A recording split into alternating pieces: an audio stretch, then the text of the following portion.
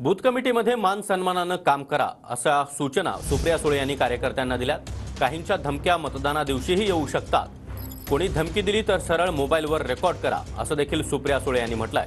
धमकीचा call आला की माझा नंबर द्या अशा शब्दांमध्ये सुप्रिया सुळे यांनी कार्यकर्त्यांना आदेश आणि सूचना दिल्या।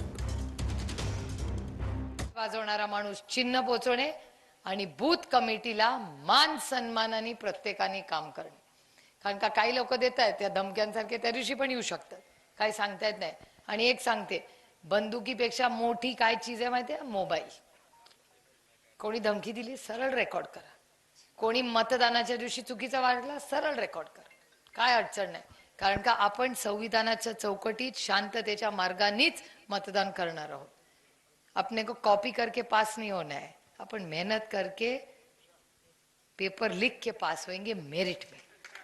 कारण का लोक आपल्या बरोबर आहेत। अनेक वेळा मला कार्यकर्त्यांचे फोन येतात आणि कार्यकर्ते मला सांगतात, ताई इतके दिवस तुमच्याशी डायरेक्ट बोलतच नव्हतो, आता चान्स मिळायला लागला डायरेक्ट बोलायचा। म्हटलं काय बोलायचं रे बाबा? ते म्हटलं काय काम आहे? ते म्हटले काम नाही काही। म्हटलं मग फार प्रेशर येतंय। म्हटलं कोणाचं प्रेशर येतंय? मग तो काहीतरी सांगतो, ते काय मी सांगणार नाही तुम्हाला। पण मला ह्या कार्यक्रमाच्या निमित्ताने इंदापूर तालुक्यातल्या प्रत्येक कार्यकर्त्याला सहकार्याला अतिशय जबाबदारीने सांगायचे की आज नंतर कुणाचाही फोन आला तर माझा नाही तर रोहित दादाचा नंबर द्या, तुम्ही भानगडीतच पडू नका।